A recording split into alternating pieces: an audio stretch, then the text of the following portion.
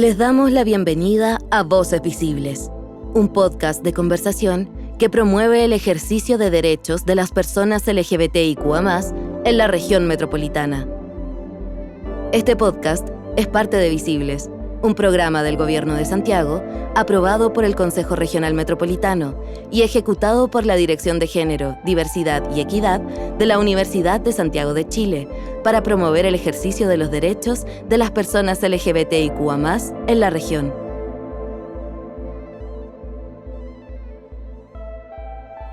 Junto a este pequeño pero fuerte equipo de comunicadores, les damos a conocer la primera parte de este programa que lleva por nombre Visibles.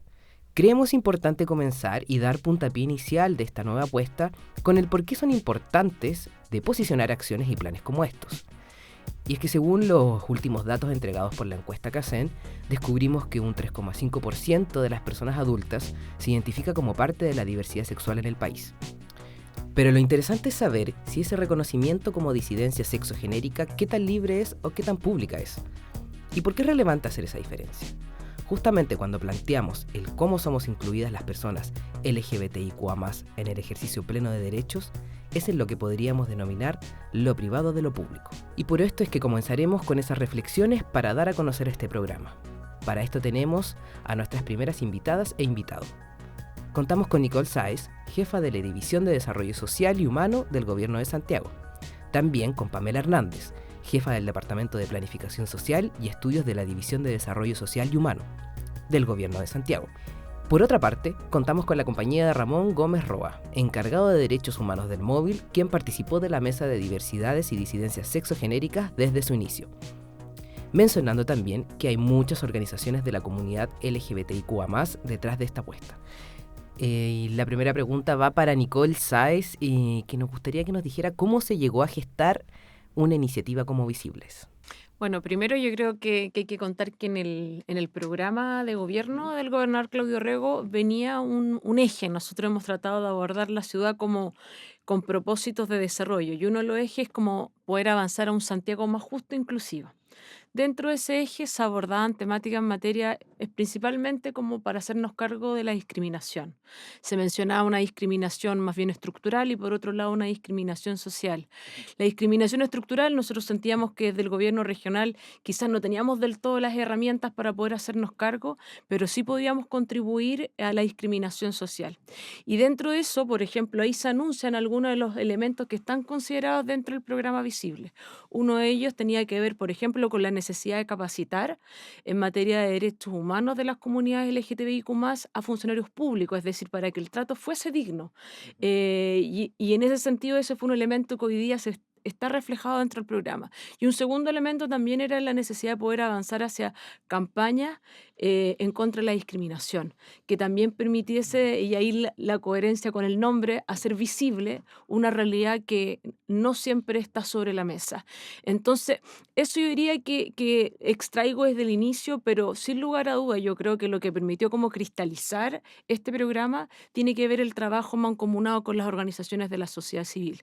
El hecho que tú mencionabas, claro, hay una mesa, efectivamente, hay una mesa regional que está compuesta por distintas organizaciones del mundo de las diversidades y disidencias, y en esa mesa yo creo que ha sido un esfuerzo y una colaboración de parte de todos de ponernos de acuerdo, aun cuando podamos tener diferencias, y también priorizar, porque este es el primer programa que un gobierno regional desarrolla con foco exclusivo en las comunidades LGTBIQA+, y además eso ha implicado también que los recursos son finitos. Si bien es importante el aporte de 430 millones, también significa priorizar qué es lo que queda dentro y lo que no. Entonces, este ha sido un trabajo arduo de más de 2 años en los cuales se ha venido trabajando desde el programa hasta la formulación del proyecto propiamente tal en vinculación con las organizaciones de la sociedad civil.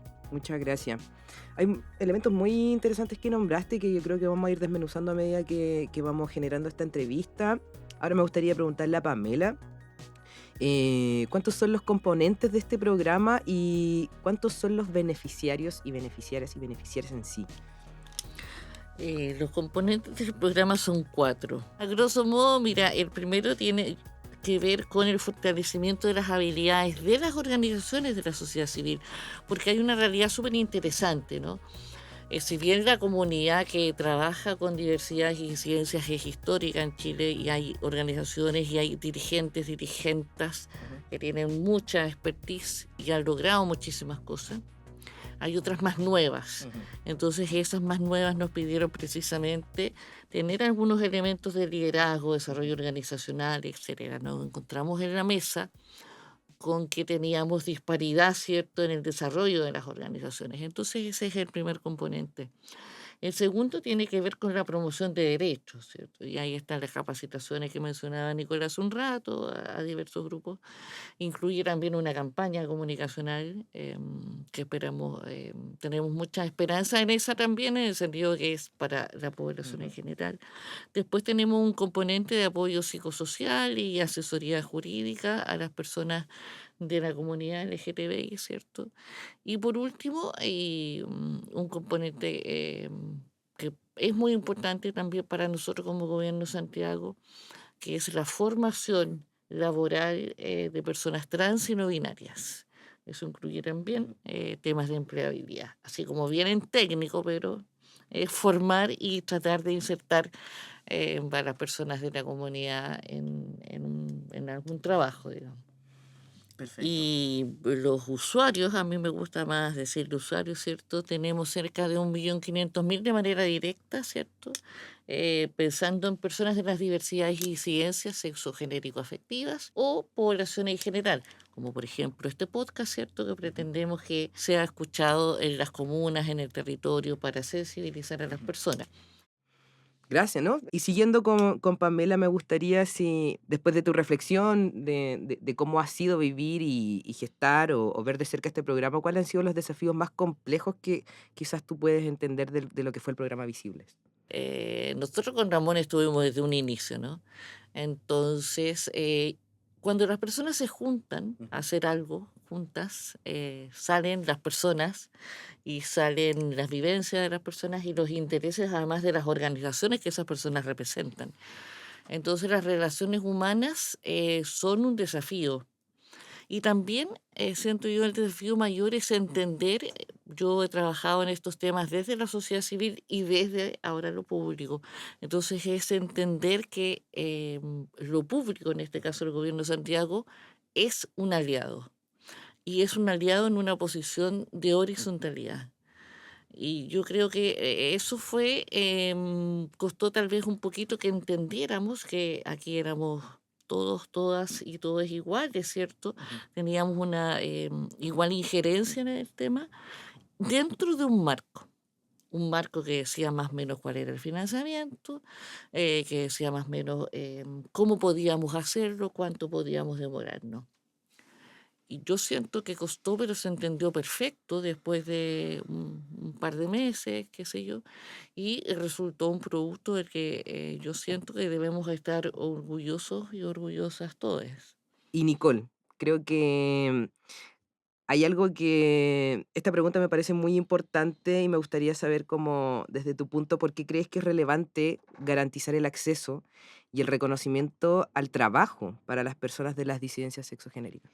Bueno, yo creo que retomando un poco lo que comentaba al inicio de que esto, la génesis también surge desde la formulación del programa, tiene que ver con una convicción, con el convencimiento profundo de la necesidad de poder contribuir a mejorar la calidad de vida de todas las personas, hacernos cargos de esas brechas, hacernos cargos de la desigualdad que existe y obviamente con un énfasis profundo respecto a las comunidades LGTBIQ+. Uno de los elementos que por qué finalmente el último componente tiene que ver con la formación y la capacitación específicamente en la población trans y no binaria tiene que ver también porque hay estudios, tú mencionabas un poco los últimos estudios de la población de las comunidades de las disidencias y diversidades, pero también hay estudios de la Subsecretaría de Prevención del Delito donde señalan que al menos el 90% de las personas que integran las comunidades han vivido o señalan que han vivido al menos un episodio de discriminación en su vida.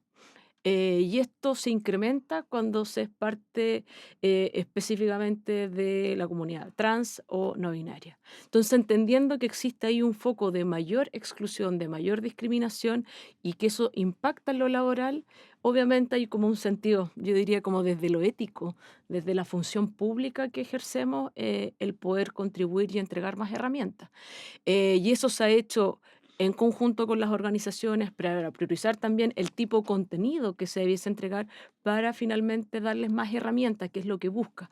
Y nosotros sabemos además que este proceso depende de todos y todas quienes somos parte del programa, la difusión, por ende, el también salir un poco de lo tradicional que debiese ser la difusión de un programa de estas características. Y yo creo que ahí es importante también reconocer lo que la colaboración de la entidad ejecutora, que es la Dirección de Género y Diversidad de la Universidad de Santiago, el poder buscar instancias como el podcast o una guía o buscar otros mecanismos que nos permitan llegar a más personas que conozcan esta iniciativa. Y por otro lado, también entender que nosotros como gobierno regional no es una instancia que termina acá, o por lo menos no es algo que lo tengamos visualizado de esa forma. Nosotros hace poco lanzamos la política regional para la igualdad de género y dentro de sus lineamientos estratégicos está asociado la importancia del empoderamiento y la participación social, donde estamos declarando en una política que ya pensamos de aquí al 2029 que va a tener que seguir teniendo presente la participación social y la difusión y la contribución de los derechos de la comunidad LGTBI,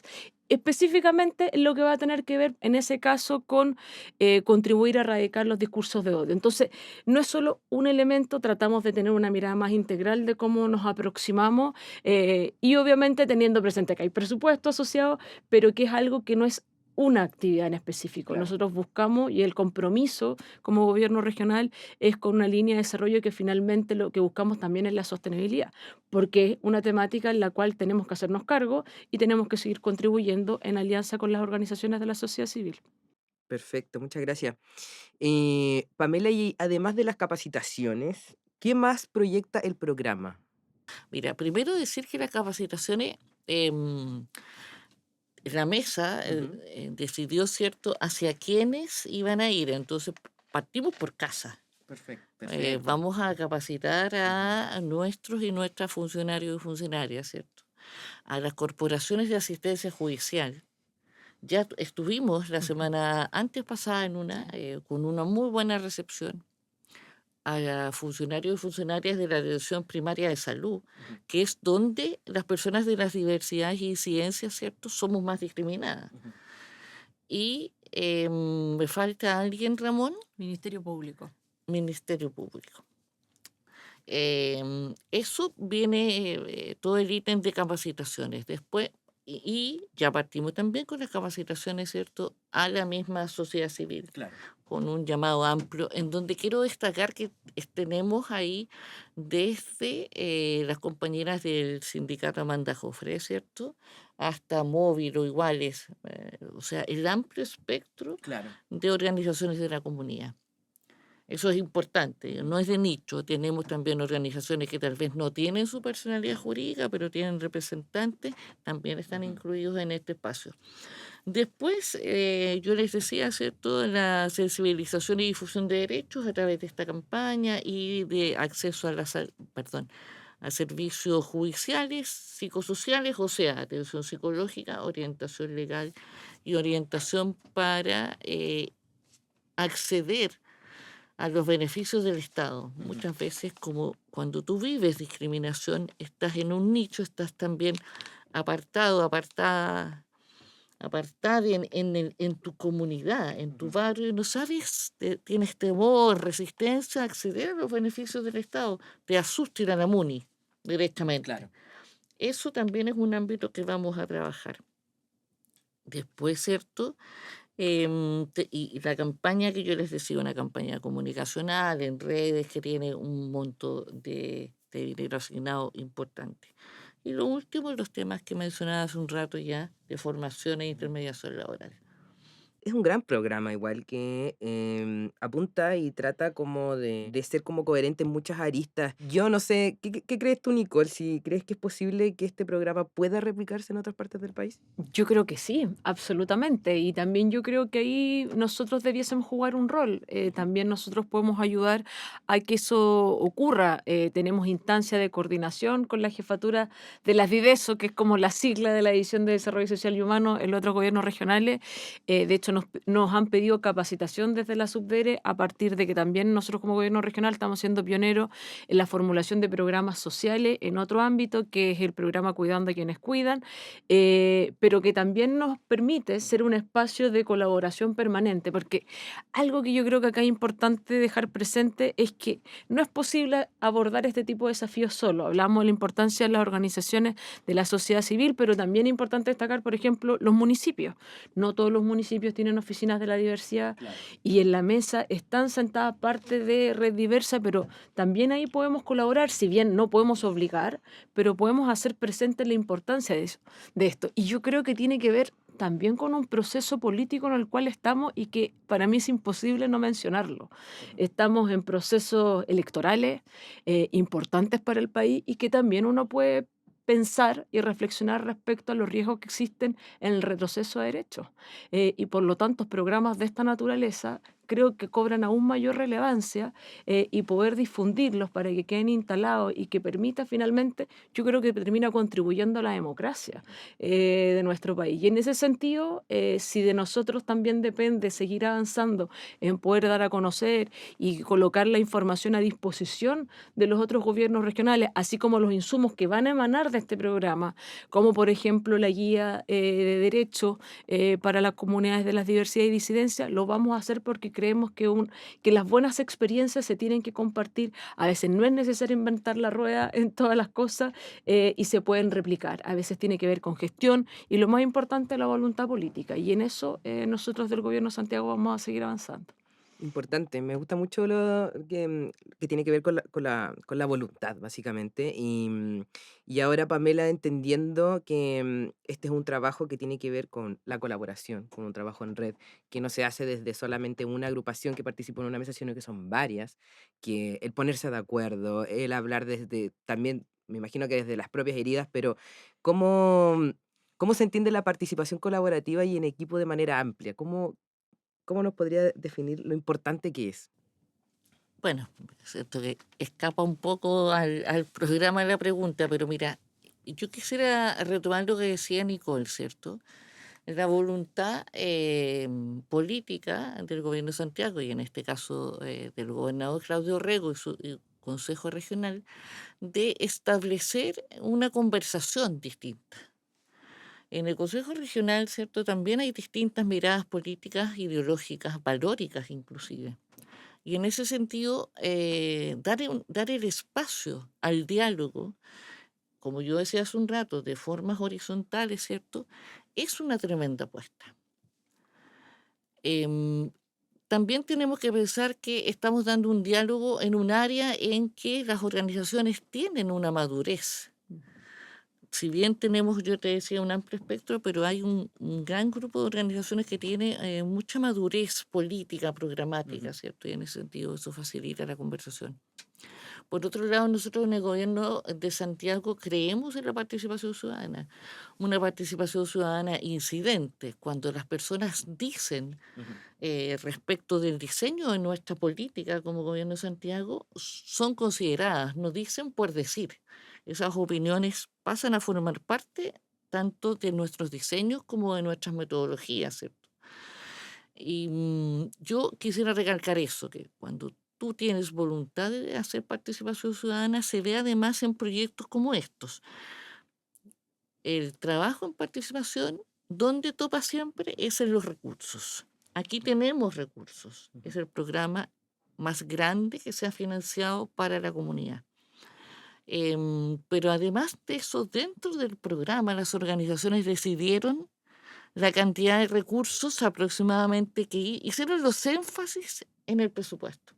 Eso también es mostrar la voluntad de hacer un trabajo que es de codiseño. Incluso en este proceso nosotros tenemos la mesa que sigue funcionando y alguien podría decir que eso es cogestión, más allá de que a ti te guste o no te guste el término.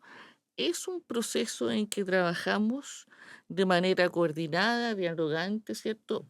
Y efectiva, que es otra de las críticas que se hace a la participación, que retrasa los procesos, los enlentece. Acá no. Acá, si tú planificas, y esto está planificado, que quienes estamos sentados en la mesa tengamos un espacio, tú vas sacando tus productos a tiempo. Por ahí me quedo. No sé si respondí tu Sí, pregunta en súper realidad. bien, súper bien. Pero quise decir y lo dije. Claro. Oye, y ya medio que también para ir cerrando más con lo que tiene que ver como con la mirada y la narrativa desde ustedes, yo sé que Nicole quizás lo dijiste en la última respuesta, pero te la voy a hacer igual. De pronto, ¿por qué crees que es importante un programa como Visibles en el país? Claro, yo creo que ahí reforzar este sentido de la democracia, de que finalmente todas y todas tenemos que tener los mismos derechos de acceso, de desarrollarnos, de vivir libres una vida tranquilos y libre de violencia, de discriminación. Y por lo tanto, un programa como este, como Visible, que además, como explicaba antes Pamela, ha sido de un proceso de tanta coordinación y permanente. Y yo creo que nos interpela, incluso a nosotras como funcionarias públicas, a hacer las cosas distintas, a estar siempre disponible al diálogo. No es fácil eso, quiero decirlo, porque obviamente se generan tensiones entre las distintas organizaciones o las formas, y eso ha significado un proceso también de un aprendizaje continuo que yo creo que también va robusteciendo el accionar del gobierno de Santiago.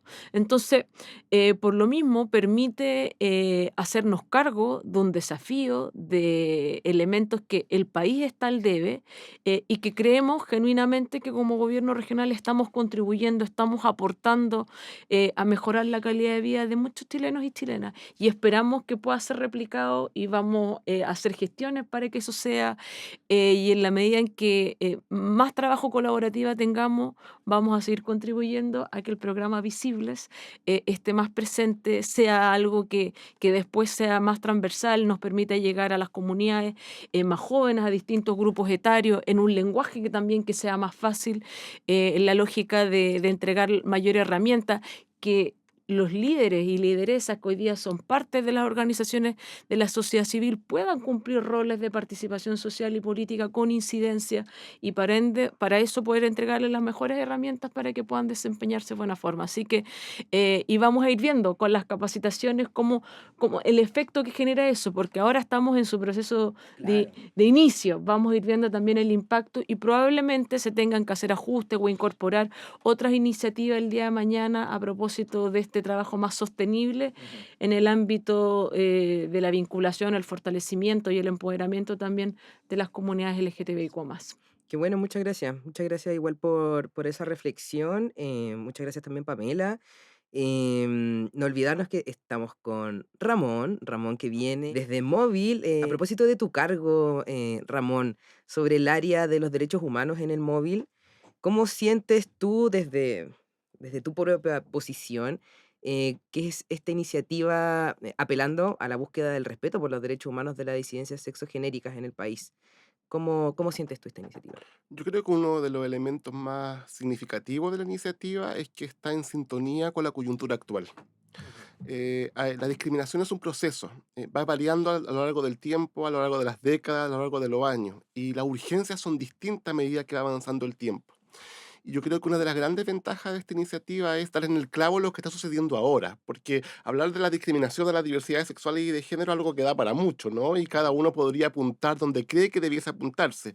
Acá yo creo que el buen diagnóstico respecto a la situación actual, que está cruzada por el aumento de los discursos de odio, por un repliegue de las autoridades estatales a debatir sobre estos derechos, por una mayor visibilidad de los discursos de las autoridades que antes estaban silenciadas, pero ahora se atreven a decir que no están de acuerdo con nuestros derechos. Yo creo que el programa hubiese puesto el foco justamente en esa transformación cultural, en el hecho tan concreto que es que nuestros derechos siguen dependiendo del péndulo electoral, y que hubiese hecho una amalgama de todo esto, este diagnóstico, ¿no? Creo que el principal aporte, porque podría haberse establecido objetivos o principios al aire, no discriminación, igualdad de derechos que todos compartimos, pero acá lo que se rescata es la precisión del diagnóstico, la precisión de la actividad elegida para cumplir tal objetivo, y que tiene que ver con lo que estamos viviendo ahora en el 2024, y yo creo que eso es lo más significativo de la iniciativa.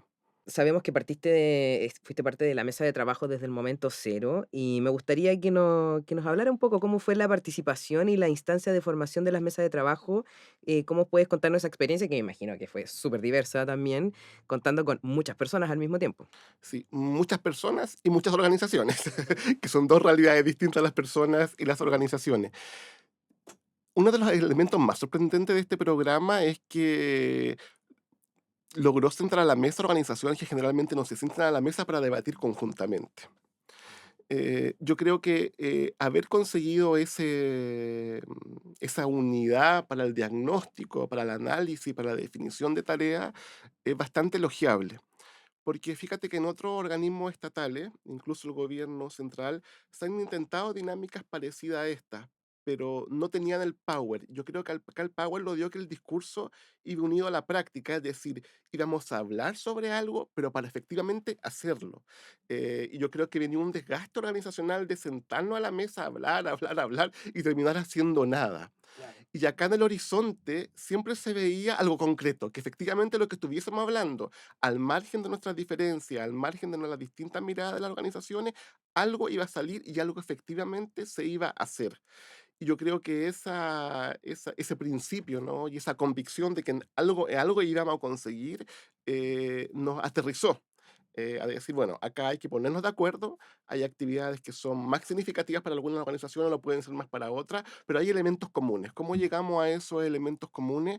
¿Cómo conseguimos que esos elementos comunes efectivamente sean parte de un programa del gobierno regional? Y yo creo que ahí las organizaciones fuimos aprendiendo en el camino de cómo ir dialogando con respeto a la autonomía organizacional, pero también entendiendo que esto era un trabajo colectivo y que también todos debíamos ceder o no ceder, dependiendo de cuál era lo que dependiendo de qué era lo que estuviésemos debatiendo. Yo creo que eso es un gran aprendizaje para todas las organizaciones LGBTI de la región metropolitana al menos. Y de ahí la importancia que se repita en otras regiones, ¿no? Porque la realidad regional es completamente distinta. Las organizaciones locales que hay en regiones son más inestables que las que hay en la región metropolitana, es decir, aparecen y desaparecen cada 2 o 3 meses. Y justamente esa falta de estabilidad, yo creo que le haría muy bien una iniciativa como esta trasladarla, ¿no? Con su respectivo respeto a la localidad, ¿no? Pero la experiencia es muy valorable en el sentido de que puede generar solidez en la alianza. Siempre los proyectos te exigen, ¿no? La alianza organizacional. Y yo digo exigen porque te lo exigen, es más que una recomendación. Acá la ventaja está que es una previa al proceso. Entonces fue más natural, fue como un nacimiento, como un parto natural. Yo creo que haber tenido esa visión, yo creo que lo hace bastante posible de replicar en otro espacio. ¿Cómo podría ser tu reflexión? Porque entendemos que cuando se unen las voluntades, como cuando se trabaja en bloque, de alguna forma es mucho más consistente, es mucho más fuerte. ¿Cómo crees tú y cuál es tu reflexión con respecto al trabajo en bloque como fuerte que se hizo? Yo creo que lo significativo es haber llegado a consensos, a definiciones compartidas por todas las organizaciones. No hay ningún elemento de este programa que alguna organización estemos en desacuerdo. Y yo creo que decir eso es un gran valor, ¿no? Es difícil de decirlo. eh, Porque podría ser que alguien dijera, mira, yo estuve de acuerdo con todo esto, pero esta parte no me gustó, o esta parte me gustó y esta no. La verdad es que aquí todas las organizaciones que participamos estamos de acuerdo con todo el contenido. Y eso yo creo que, bueno, eso también explica también que eso hubiese demorado tanto, porque el proceso fue largo, ¿no? Fue como 1 año y medio previo antes de llevarlo a la praxis. Y yo creo que ahí se rinde el fruto, ¿no? El tiempo que se dio. Yo creo que acá el tiempo no tenía que ver, yo creo que aquí la gobernación fue lo suficientemente hábil o consciente de que los tiempos no tenían solamente relación con lo técnico, con lo administrativo del proyecto, sino con el diálogo que teníamos que darnos entre las organizaciones. Y yo creo que comprendieron muy tempranamente, porque partimos agarrándolo de la mecha, yo creo, se comprendió que el tiempo que se debía dedicar a eso debía ser más largo. Entonces hubo un tiempo, yo creo que implícito, muy dedicado a que nosotros nos reconociéramos, ¿no? Viésemos nuestras propias fortalezas, nuestras propias o debilidades y entendiésemos que los elementos comunes seguían ahí, solamente que no habíamos tenido la posibilidad de llevarlo a la práctica. En cuanto a las capacitaciones al sector de funcionarias y funcionarios públicos, ¿qué te parece que se gesten estas acciones? Las capacitaciones yo creo que son una columna vertebral de largo plazo. Lo que quiero decir es que con las capacitaciones es algo que se va a tener que seguir haciendo durante mucho, mucho tiempo. Porque los derechos van cambiando, porque las culturas van transformándose, entonces siempre la percepción sobre la diversidad sexual y de género va a ser distinta a medida que van avanzando los años. Y ahí las capacitaciones juegan un rol esencial de ir generando una idea única, ¿no? Un respeto mínimo básico sobre el cual se debe dialogar y sobre el cual yo debo respetar al otro, a la otra persona. Y ahí las capacitaciones juegan un rol importante para que quienes están encargados de llevar a la praxis los derechos a nivel estatal los lleven a la práctica, o de orientar a personas que recurren a estos espacios públicos a que efectivamente le brinden la mejor orientación. Porque la gran dificultad que tiene la población LGBTI más en la actualidad es que cuando va a un lugar a ejercer un derecho ya conquistado, y cuando digo ya conquistado me refiero a una política pública ya vigente o una ley ya vigente, el funcionario público no sabe que esa norma existe, y eso genera un no ejercicio del derecho, ¿no? Te impide el acceso a ese derecho. Entonces ahí la capacitación juega un rol esencial para facilitar el acceso a ese derecho hasta que llegue un momento que la sociabilización sea tal que efectivamente no sea necesario ir con el papel y la ley que lo dice y explicar al funcionario, mira, aquí lo dice, sino que el funcionario o la funcionaria lo sepa por sí solo, ¿no? Por sí sola, sepa que estos derechos se garantizan. Pero un punto que tú tocas que me parece importante es que las capacitaciones, uno de los elementos más importantes de las capacitaciones, y se llaman capacitaciones, yo creo que porque dos elementos significativos. Uno, que no tienen un tinte proselitista, sino que tienen un tinte educativo, de diálogo, y lo otro es que se basan en la comprensión del quien no sabe o no comprende o discrimina. Nosotros cuando vemos casos de discriminación, siempre en los establecimientos educacionales, por ejemplo, los estudiantes nos presionan para que echemos al profe, o cuando ocurre, o para que echemos al alumno. Y nosotros decimos, pero si ese alumno y ese profe se va a ir a otro colegio y no cambió, y va a ser peor. Es decir, esa persona se va a ir con un resentimiento tal que la discriminación que va a cometer en el futuro va a ser más dramática probablemente, y no va a lograr comprender. Entonces ahí el diálogo, la comprensión de la homofobia y la transfobia a nivel estructural, a nivel cultural de cómo funciona, facilita mucho poder dialogar con el otro, con quien discrimina, por decirlo de alguna manera, o con quien no entiende. Porque la sanción por sí sola no resuelve el problema. Son importantes en algunos casos, hablo de agresiones físicas, agresiones verbales, pero cuando tú percibes que el otro discrimina porque no sabe que una norma existe, o porque no sabe cuáles son los conceptos de diversidad sexual y de género, o porque cometió un error en el uso de los pronombres, y tú ves que uno se pregunta, ¿pero eso es de discriminación o simplemente ignorancia? Yo creo que ahí las capacitaciones tienen un rol muy importante, ¿no? De diferenciar lo que efectivamente es una discriminación pura de lo que es falta de conocimiento. Este fue nuestro primer bloque de Voces Visibles. Recuerden que ahora viene el segundo bloque con UTF, una típica Francisca. Nos escuchamos pronto. Estás escuchando Voces Visibles. Ahora viene la última entrevista del podcast, desde la otra vereda.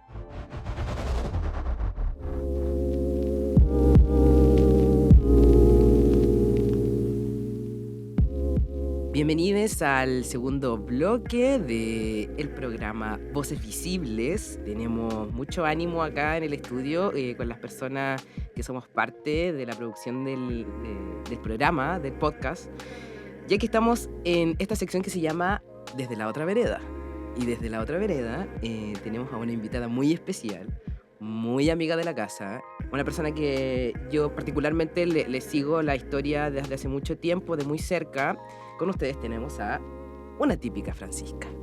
Bueno, partir agradeciendo. Me siento muy, muy honrada, muy agradecida de que me hagan este mini reconocimiento. Estas palabras de verdad las agradezco mucho. Estoy muy contenta de estar aquí para poder conversar. Y eso. Cantante, barbera, fotógrafa, audiovisual, bailarina, animadora. Yo creo que es una comunicadora por excelencia. Y nada, ¿cómo estás? muy bien, muy feliz. Si podrías hacer una presentación libre de ti, ¿cómo podría ser esa? Me gustaría que me conocieran o que me reconocieran como una artista multifacética y con un mensaje de vida eh, potente, con un mensaje de vida, ya sea expresándolo con mi música, con mi baile, con mi expresión corporal, con mis fotos o con cualquier tipo de arte que yo haga, o también con las barberías. Me gustaría que me conocieran así, como una persona que se busca la vida. Es muy linda esa presentación porque siento que es como un poco tu estampa igual. Y yo te conocí acá en Santiago, pero yo sé que tú originalmente no naciste en Santiago. O sea, nací en Santiago, pero me fui muy pequeña a La Serena. Y bueno, mi mamá, por temas del patriarcado, se tuvo que ir arrancando. A mí me fueron a buscar unas tías al colegio y yo me fui a Serena y nunca más supe de mis amigos y de mi vida acá en Santiago. Así fue. Allá estuve en varios colegios y llegué a un colegio que se llamaba Artístico Cultural, donde pude desarrollar todas mis facetas artísticas muy libremente. No así mi identidad. Siempre tuve que luchar un poquito con el ser lesbiana y con la masculinidad, que nunca, aparte en provincia igual es más duro aún, po. Bueno, y de ahí estuve en Serena, canté harto, y hubo un momento donde yo dejé de cantar, porque mi mamá me hacía cantar mucho.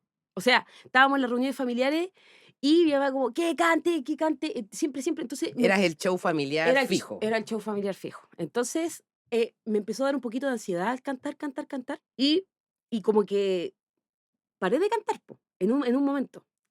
Después salí de cuarto medio, me vine a estudiar acá fotografía publicitaria a Santiago, y dije, bacán, estoy estudiando foto. Siempre estudié foto pensando en mi carrera como artista. No estudié música porque no quise, del fondo. Siempre quise tratar de abarcar todas las áreas que estaban alrededor de la música para poder tener un control estético o no necesariamente musical de lo que iba a ser mi proyecto, de lo que está haciendo ahora actualmente, pensando que no solamente es musical, es algo más performático. Yo voy para allá, como no tuve un referente, mi referente eran puros personas que actualmente están funados, como Chris Brown, ¿cachai? No me iba a identificar con Jennifer Lopez, ni con Madonna, ni con Kylie Minogue, porque era muy femenino y yo no me identifico con eso. Pero sí me identifico con la sensualidad y esto de resignificar la masculinidad y ser masculina y no necesariamente ser un guacho loco, sino que la masculinidad, pero con un corte suave, un corte nuevo, un corte fresco. Como que no necesariamente lo masculino tiene que ser testosterona, ¿cachai? Como puede ser un masculino bien andrógeno y como muy envolvente, hipnotizante. Allá voy. Pero claro, me vine acá a estudiar fotografía y me está quedando un poco atrás con la música porque decía, puta, y como dejé de cantar de tan chica, como estoy perdiendo la práctica, tengo mucha vergüenza como para empezar a cantar, porque me había quedado con eso. Entonces decidí cantar en las micros para hacer esa terapia de shock, porque cantar en las micros es Otra cosa mariposa, otra me cosa imagino, mariposa. sí. Entonces ahí, bueno, ahí empecé a cantar. em, Me costó mucho al principio, pero luego empecé a agarrarle, hasta que pude agarrar la confianza necesaria de nuevo como de adulta y empezar con el proyecto del 2019 de Una Típica Francisca. Increíble, me gustó mucho esa introducción porque justamente yo quería saber, cuando ya tú migraste a la región metropolitana, quería saber cómo esos primeros trabajos, pues como me dices, y yo recuerdo, de hecho, de que ibas a las micros y que hacías esta terapia de medio que de shock y un escenario que no solamente es un escenario que está en constante movimiento como es la micro, sino que te pillas con distintos tipos de público en sus distintas formas. Me imagino que fueron muy amables, como a la vez pueden ser muy hostiles. ¿Y cómo fue un poco esa experiencia con el público? ¿Y cómo fueron, si tuviste después como otras incursiones laborales, cuáles fueron las que recuerdas? Me acuerdo que antes de venirme a La Serena, el último trabajo, el primer y último trabajo musical que tuve fue que la profesora de mi colegio de ¿cómo se llama esto? De educación diferencial, se iba a casar. Y me dijo, y me pagó como 20 lucas, 30 lucas, en ese tiempo igual, bueno, 30 lucas por mi música, o sea, para ir a cantar un cover de Julieta Venegas a su matrimonio, porque a su esposo le había gustado mucho como yo canté. Esa fue mi primera y última pega allá en Serena antes de venirme. Bueno, y luego cuando ya estaba acá en las micros, la experiencia igual fue dura. ¿Por qué? Justamente por mi identidad. ¿Cachai? O sea, yo llegaba a la micro y las señoras me miraban, bueno, aún me miran con cara de asco. No sé si les pasa a ustedes, pero hay señores y señoras mayores que te miran como con cara como de que no sé qué eres, ¿cachai? No sé qué eres. Eso me pasaba caleta en la micro y me ayudó mucho a hacerme más fuerte en ese sentido de cómo la gente me leía. O sea, como que fortalecí mucho yo vengo con mi parlante, lo pongo y vengo a hacer mi música. Me da lo mismo si a la gente les gusta o no les gusta cómo me veo. Tienen que escucharme. Entonces yo llegaba con mi parlante, ponía play y la señora así como oh, esta niña yo creo que viene a cantar rap, no sé, o este niño, niña, no sé qué ni siquiera es. Y como miraban para afuera y toda la cuestión. Y yo igual, yo soy una persona sumamente sensible, muy sensible. Entonces, yo al subirme a una micro, yo sentía el tiro de la vibra. Y cuando era una vibra brígida, yo decía, vamos, se puede.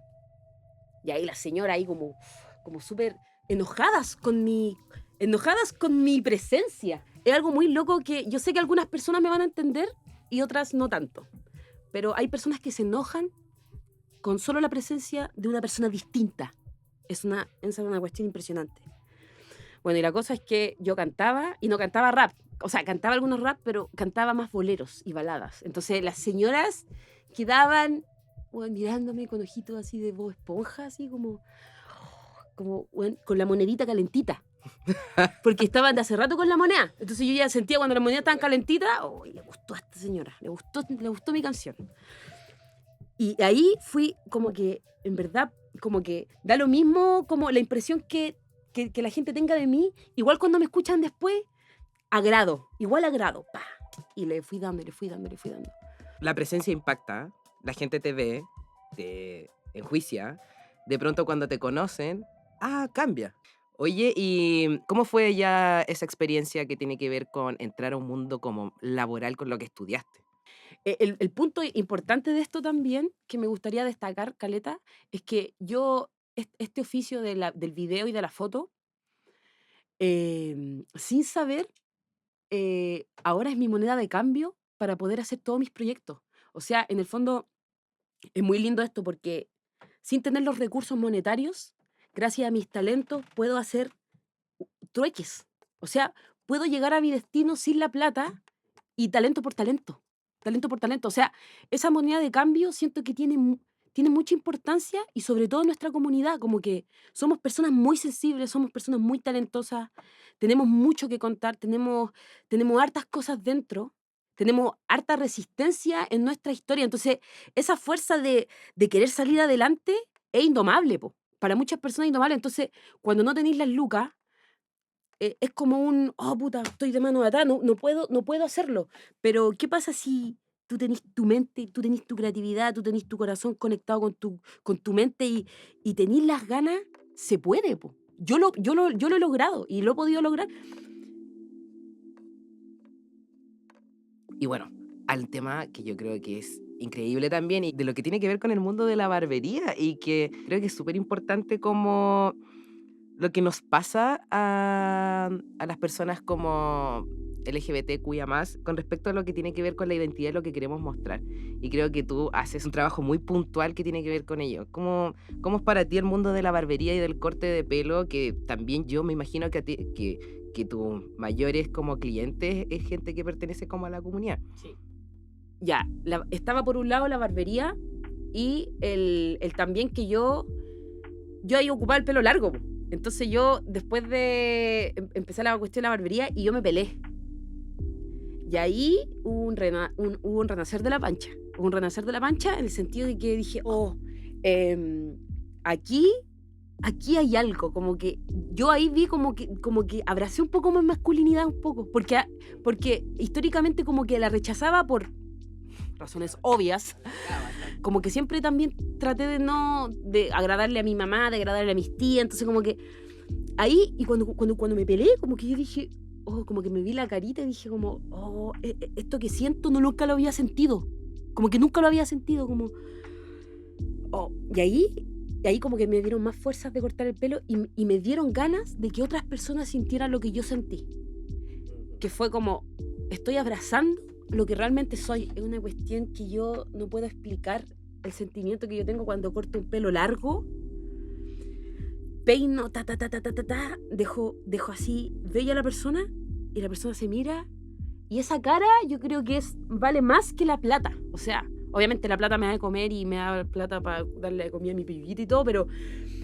esa cara ese sentimiento es lo que a mí me mueve en la barbería, es lo que de verdad yo, por lo que hago esto, o sea, no sé, yo ni siquiera podría explicar el sentimiento que tengo. O sea, por ejemplo, el mismo sentimiento cuando hago las barbitas trans. O sea, yo estoy ahí, yo creo que estoy en el cuerpo de la persona. Así, ese toque. Como que, oye, ¿te perfilo la barbita? No, es que no tengo tanta. Pero mira, si yo te la perfilo, te va a quedar un poco más marcada. Ya, intentémoslo. Me marco. Oh, es como quería. O sea, imagínate qué sentí. O sea, como que me hacen parte de su euforia, ¿cachai? Me hacen parte de su alegría, me hacen parte de su liberación. Tenemos claro igual que si lo vemos de manera un poco más macro, las oportunidades no han sido así como para todos, en el sentido de que también hasta como la forma de levantarnos todos los días, hay gente que realmente no puede hacerlo, como la vida a muchas personas les cuesta mucho más que a otra gente. Y no sé, una pregunta, ¿cómo encontráis tú también, que es como el campo laboral para las personas LGBTIQA+? Yo siento que igual es difícil. Yo siento que si no tuviera estas habilidades, quizá también estaría en una situación complicada y quizás también estaría en stand-by mi carrera musical y no podría tener el privilegio de poder hacer lo que amo. Y es difícil, pues es difícil. No es tan solo como, oh, no encontré pega y pucha, no se logró. Y ahora, para ir cerrando, porque yo sé que todo lo que te compone, de alguna forma, es en pro de esta carrera artística que estás llevando de manera también impecable. Yo la sigo de hace tiempo. Me gustaría saber cuáles son tus aspiraciones. Me gustaría como tener un equipo de trabajo gigante de puros artistas, bailarines, poetas, guionistas, directores de arte, escenografía. Me gustaría dar mucho trabajo a mi comunidad en el ámbito artístico para que el show pueda girar por todo el mundo y que sepan que este flow es made in Chile y que todo lo que yo haga tenga que ver con la resistencia y las ganas que tenemos nosotros de salir adelante, ¿cachai?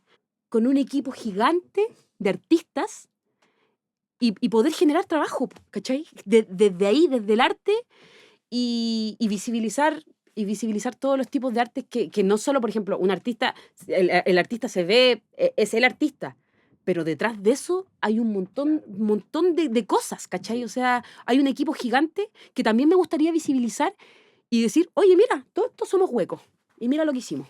Y Made in Chile, ¿cachai? Increíble. Me gusta mucho esa forma porque, bueno, hay que decretarlo, dicen por ahí. Me gustaría también, no sé si quisieras agregar algo más. Mira, actualmente una típica Francisca está trabajando en un EP. Ya estoy terminando el primer tema. Y bueno, este EP también va a ser muy, muy distinto. Va a ser una etapa nueva de una típica Francisca. Va a potenciar un poco más la versatilidad de una típica Francisca a nivel vocal, a nivel teatral, a nivel artístico, a nivel de escenario también. Quiero quizás hacer una puesta en escena distinta. Vengo con harta idea y trabajando como más en silencio y más tranqui. Y bueno, no muchos saben, pero se va a hacer un Así Somos Fest. Es un festival de música toda la escena urbana. Va a estar en el Estadio Nacional haciendo un show para recaudar fondos para los damnificados de la quinta región. Perfecto, ya sé. Y una típica Francisca va a estar cantando en el Estadio Nacional. Muy bien. Y le voy a estar dando el corte hueco ahí. Así que no todos saben, yo no lo anuncié todavía, pero ya hablaron conmigo, me hicieron firmar un contratito y todo. Y voy a estar ahí. Y voy a estar ahí, me siento muy feliz porque siento que también es un hito, un logro en mi carrera. Aún no pasa, pero que ya me hayan invitado a eso y que me hayan considerado como la escena urbana, o sea, es como que es una, ¿cómo se llama? Una prueba de que está pasando lo que tanto he deseado, está empezando a pasar, así que estoy con más fuerzas que nunca y bueno, si puedo dejar un mensaje a las personas que estén escuchando esto, bueno, siempre van a haber momentos que uno va a querer mandar toda la miércoles, siempre van a haber situaciones donde todo va a estar mal y nada va a estar bien, pero en mi experiencia propia siempre sirve aferrarse de tu historia y que todavía estáis con vida y que tenías un día más de vida para poder seguir. Antes de cerrar, danos tus redes para donde la gente te puede seguir en cada perfil. En Instagram, @unatípicafrancisca.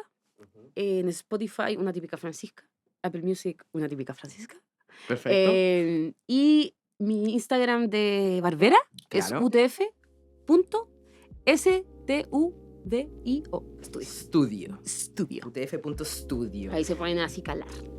Perfecto. Bueno, llegamos al final de la entrevista. Yo muy agradecido también de que hayas venido, de que te hayas tomado el tiempo para contarnos sobre tu historia, transparentar un poco quién eres y darle a conocer a la gente tu trabajo. Yo creo que es súper importante. De acá del grupo de Mariano Camila, nos despedimos. Soy Luca Montesinos y esto fue Voces Visibles. Les digo que estén con mucha atención a las redes sociales porque se vienen muchos más episodios de este pequeño programa de podcast, pero grande a la vez. Gracias. Este podcast es parte de Visibles, un programa del Gobierno de Santiago, aprobado por el Consejo Regional Metropolitano y ejecutado por la Dirección de Género, Diversidad y Equidad de la Universidad de Santiago de Chile, para promover el ejercicio de los derechos de las personas LGBTIQA+ en la región.